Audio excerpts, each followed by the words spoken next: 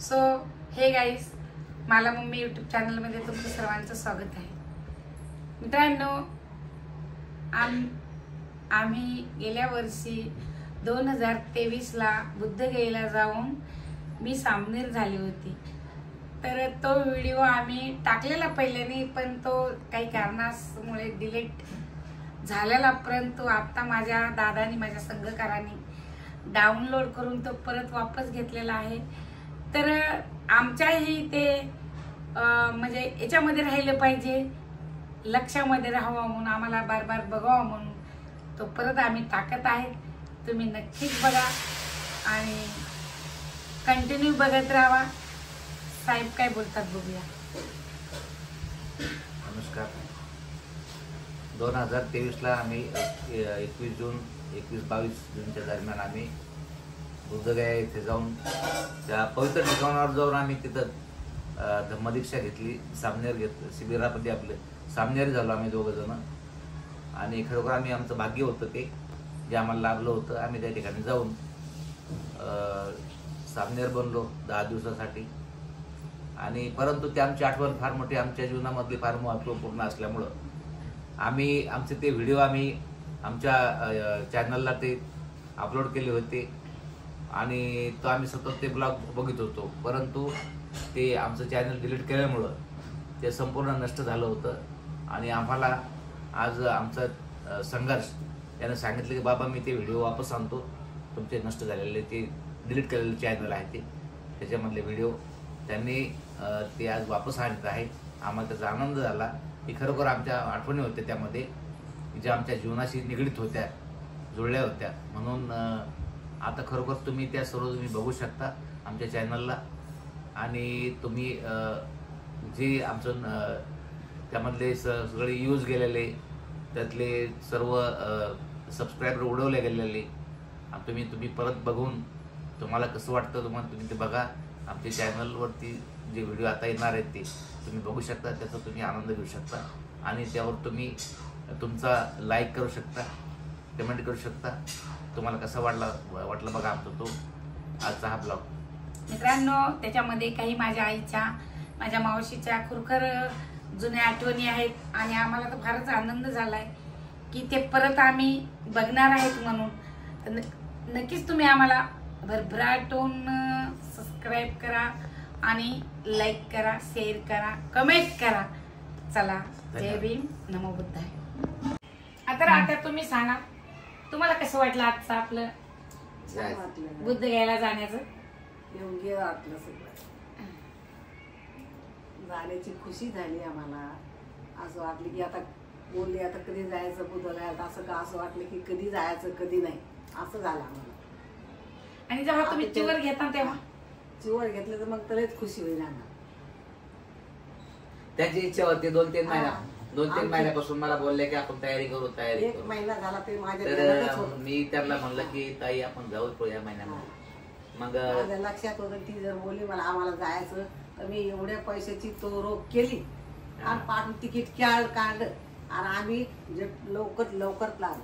त्यांनी मॅडमला शब्द दिला होता की आपल्याला जायचं म्हणजे जायचं आपण. म्हणून त्यांनी 3 महिन्यापासून ते पैसे जमत होते की आपल्याला जायचंय, तयारी करत होते 3 महिन्यापासून. खरोखर त्यांचं आम्ही अभिनंदन करतो, त्यांचं कौतुक करतो. आणि दोघंही पती पत्नी एकदमच धार्मिक आहेत आणि स्वाभिमानी तेवढेच आहेत. आणि त्यांच्या आयुष्यामध्ये त्यांनी किती लोकांचे म्हणजे कल्याणही केले, लग्न कार्य केले आणि दोन्ही जोडा म्हणजे सोबतच आहे. तर खरोखर आम्ही तुम्हाला मनापासून तुमचं अभिनंदन करतो. तर आता प्रतिक्रिया मानून घेऊ आपण, जाणून घेऊया मामाची. यांचं आता यांची दुसरी फेरी आहे बुद्धगयाला जाण्याची त्या पावनभूमीमध्ये. असं त्यांना वाटतं आम्ही प्रत्येक वर्षी जायला पाहिजे अशी त्यांची इच्छा असते. आणि गाईस, फ्लाईट न जाण्याची आमची दोघा पती पत्नीची चौथी वेळ आहे की आता चौथ्यांदा आम्ही फ्लाईट न प्रवास करणार आहे.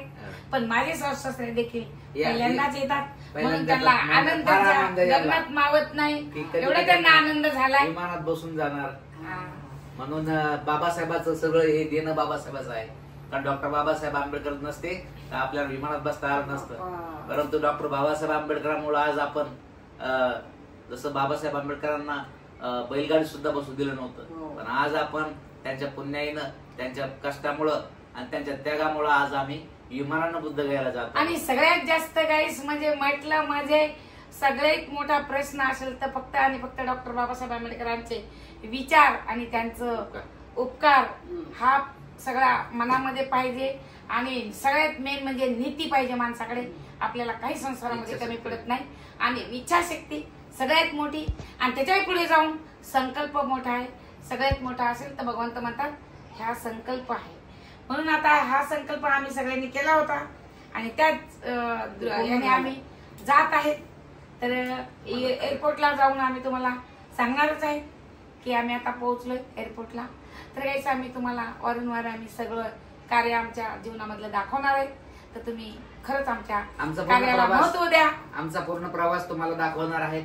आणि बुद्धगयाचा जो आमचा जेवढा कार्यक्रम असेल तिथे 10 दिवस शिबिर असेल तेवढं आम्ही तुम्हाला युट्यूबद्वारे दाखवणार आहे.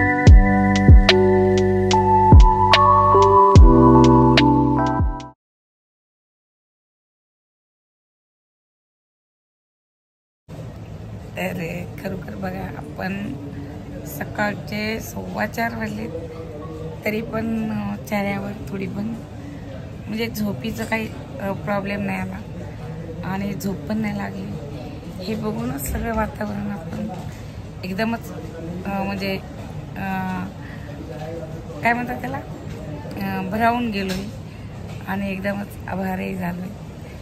बापरे आपलं सरकार किती सुंदर आहे आणि आपल्या सरकारने किती सोयी सुविधा, किती मोठा एवढा मोठा स्वर्गासारखा एअरपोर्ट बनवलाय.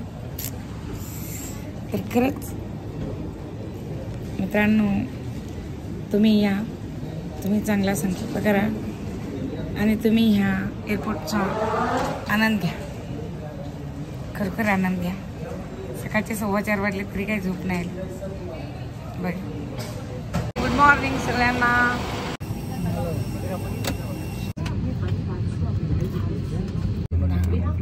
उपकरणों को उड़ान के दौरान बंद रखें.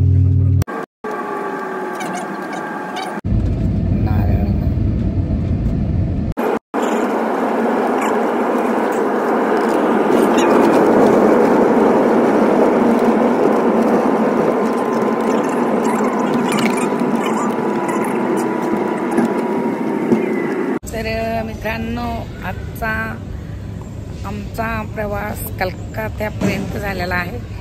मुंबई टू कलकत्ता. तर जाणून घेऊया सोनकांबळे साहेबांची प्रतिक्रिया की त्यांना कलकत्ता एअरपोर्ट कसं वाटलं. एकदम सुंदर आहे का कलकत्ता एअरपोर्ट. सर्व ठिकाणी आम्ही बघितलं तिकडे फिरून. कोलकाता फार मोठा आहे. एरिया फार मोठा आहे आणि सुंदर आहे. तुम्हाला कसं वाटलं मामा. मजा आली तुम्हाला प्लेन मध्ये. सुरतच आली बाई. तुम्हाला? मजा आली. डोळा लावला. सगळं बघितलंय. अच्छा हा, तर चला मग आता चहा पाणी करू आपण. मी बघतच होते सगळं. ठीक आहे. बौद्धगयाला फक्त एक तास फ्लाईटला लागणार आहे आम्हाला. तर मित्रांनो आता आम्ही आलो बौद्धगयामध्ये. तर बघा तुम्ही आमचा बौद्धगयाचा एअरपोर्टचा परिसर. आमचं इंडिगो बघा तिथे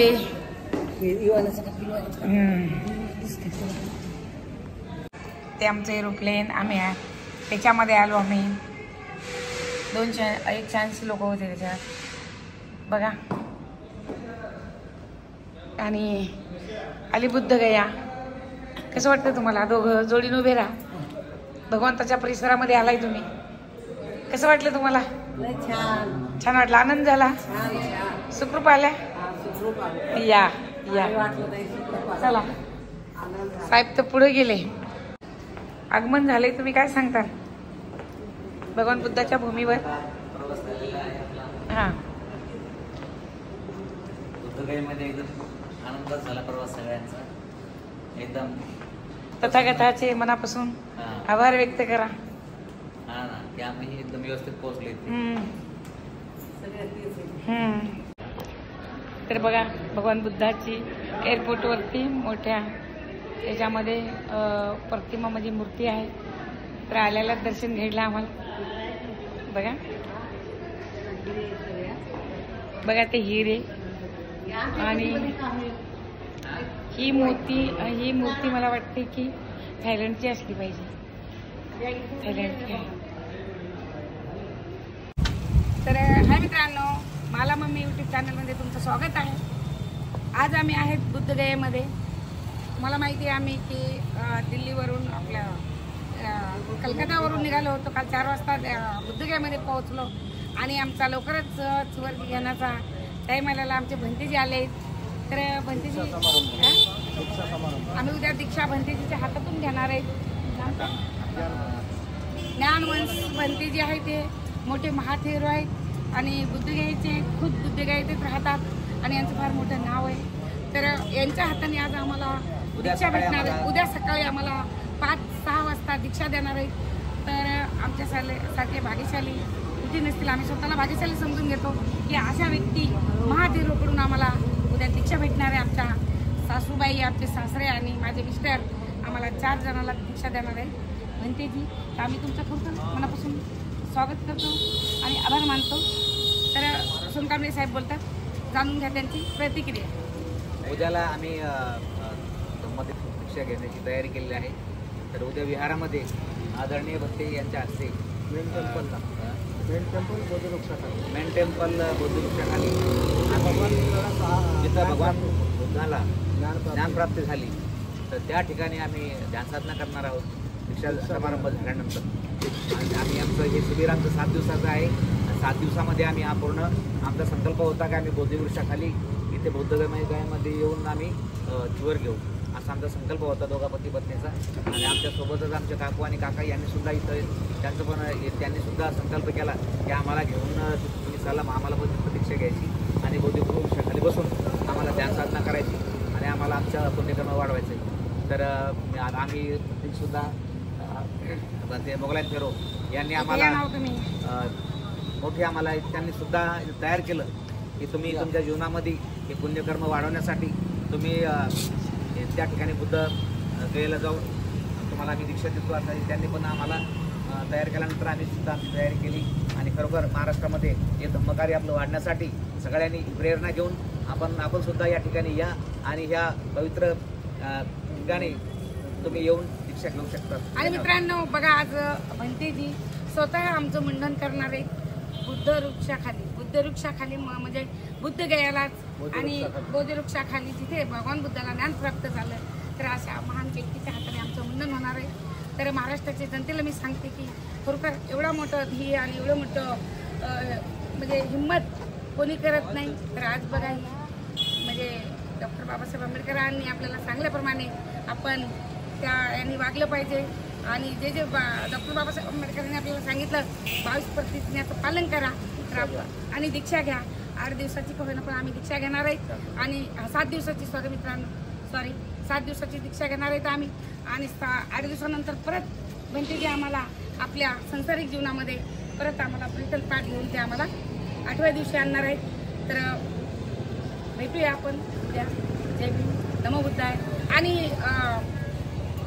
आमचे भंतेजी मोगलाईन भंते मुंबईला असतात, महाथेरोच आहेत आणि ते दोघं आम्हाला उद्या दीक्षा देणार आहे. तर त्यांचं पण मी मनापासून आभार मानते. 5 भंते असतील.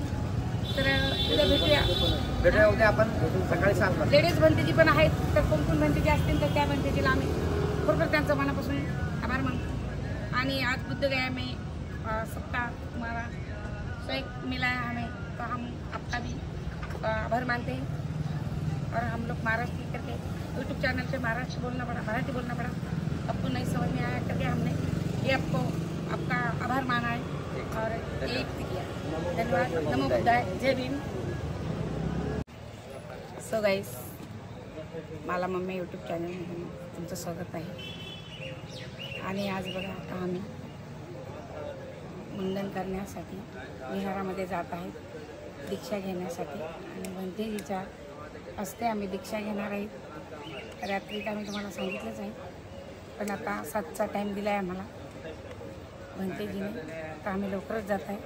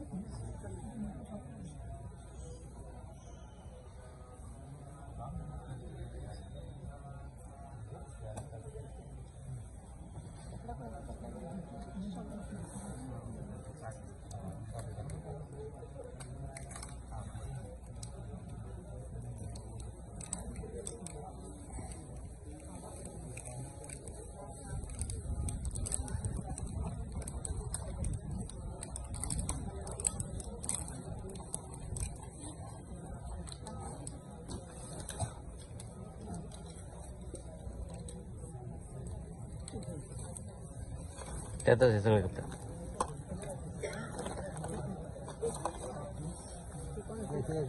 तिकडे ड्रॉ घेतात येतं स्त्री कमाई.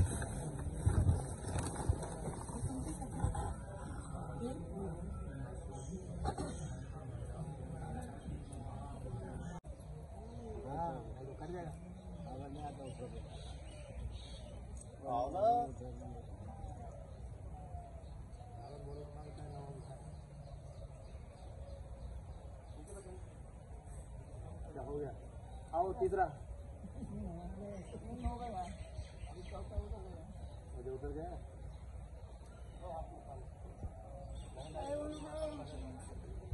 ते घडी काढून ठेवायची असते ना हातातले.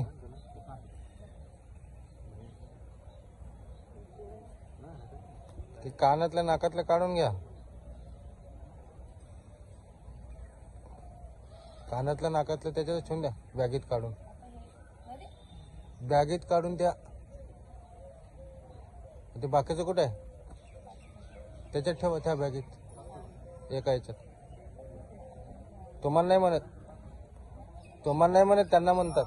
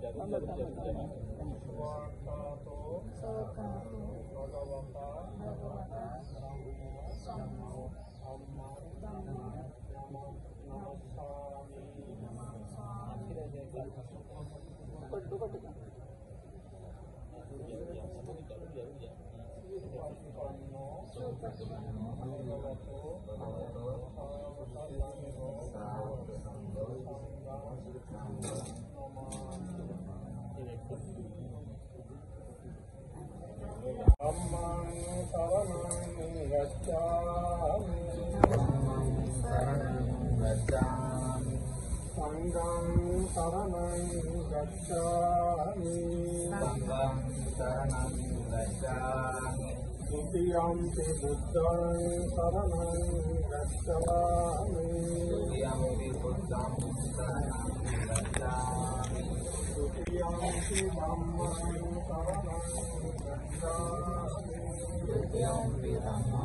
शरणं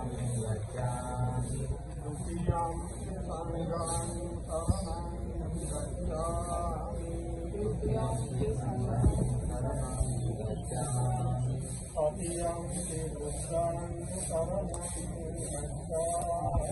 तृतीयंपि बुद्धं शरणं गच्छामि तृतीयंपि धम्मं शरणं गच्छामि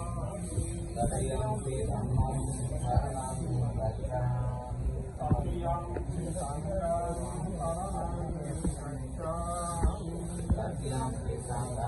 शरणं गच्छामि शरणागमनं सम्पूर्णं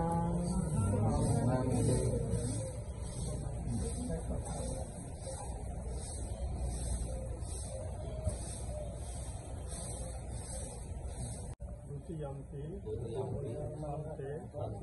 अब्बदुक्का ईश्वरानं निब्बानं सच्ची शरणप्राया इमं आसावं गाहेत्वा अपज्येता